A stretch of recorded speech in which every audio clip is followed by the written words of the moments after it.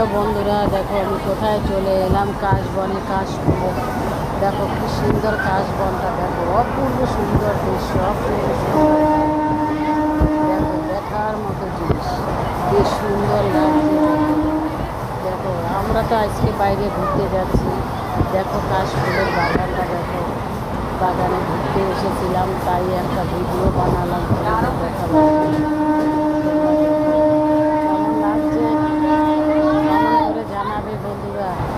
আমি কাশবনে রয়েছি, দেখো দেখেছো কত সুন্দর অপূর্ব দৃশ্য, অপূর্ব দৃশ্য, অসাধারণ দৃশ্য।